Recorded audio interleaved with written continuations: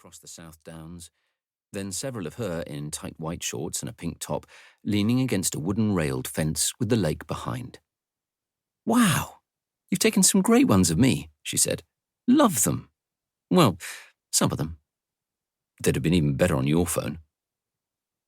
Surreptitiously, she deleted the ones she liked the least, leaving just one that she was really happy with, the one of her standing with the lake in the background. Then she went back to going through the apps. "What's this one? Mind Node?" "No idea." "I'll delete it for you, shall I?"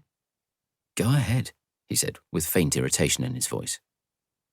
She continued through, deleting a couple more after questioning him on them. As they entered the 40 miles per hour limit on the Upper Shoreham Road, he pointed through the windscreen at the thickening clouds. "Rain's forecast in 2 hours. I've got to do a Heathrow pickup tonight, and I really want to do a bike ride after the Grand Prix, get in some cardio before I have to go. Can it wait until tomorrow?" "The cat won't know to cross its legs, darling," she said. "Just pull up outside. I can run into the store, grab some, and be straight out again. I'll be 5 minutes. "Promise? I know what you're like when you get into a store. You just start buying everything else you think you need." She grinned at him and touched his thigh suggestively. "You're all I need." Yeah. She leaned over and kissed him on the cheek, and immediately saw that strange, unsettling look in his eyes, so different to when they'd first got together, when she saw only deep love. "I promise," she said. Niall's mother was Spanish. He had a shock of dark brown curls and a face that had reminded her, the first time she saw him, of a younger version of the actor Dominic West. When he smiled, he was the handsomest man on earth. When he was angry, he looked almost Neanderthal. Their regular Sunday pastime was visiting National Trust properties whenever possible, which were free on their membership card. But this afternoon they'd been to Parham House, owned by a different trust, wandering around its glorious deer park. Niall drove into the car park of the huge Tesco superstore 3 miles to the west of their home in Brighton, and was immediately annoyed by the queue of cars in front of them. "Look at this. Shit, baby, this is going to take ages." "Just stop the car and I'll jump out and run in while you park. Then I'll come and find you." "Well, that stuff's heavy. You sure?" She gave him a sideways look. "When did you last actually get any?" I don't remember." "So how do you think it appears in the house? By magic? Does the tooth fairy bring it?" Okay, muscle woman. Look, I'll pull in over there." He swung into an empty bay some distance from the store.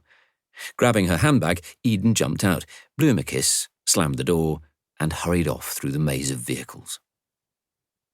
Niall turned up the volume on the radio and listened to Laura Palumbo singing "Life Goes On."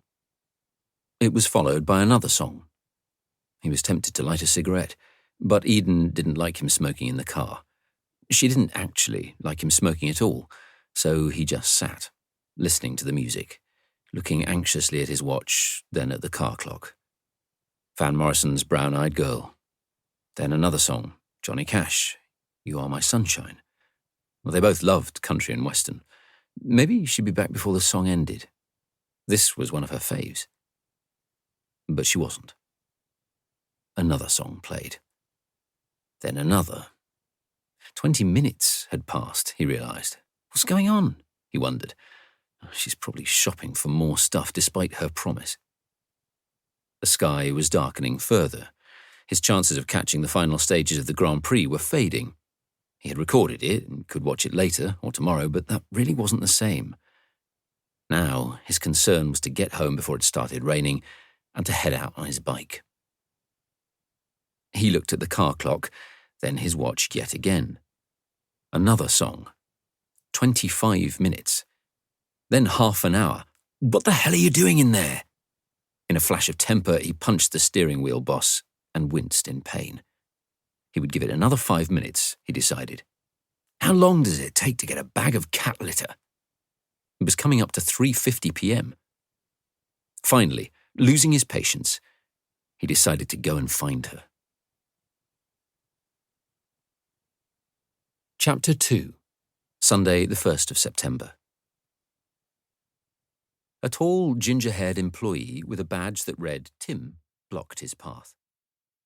I'm afraid we're close. To keep listening to this audiobook, I've left you a link in the description so you can do it at no cost thanks to Audible's 30-day free trial.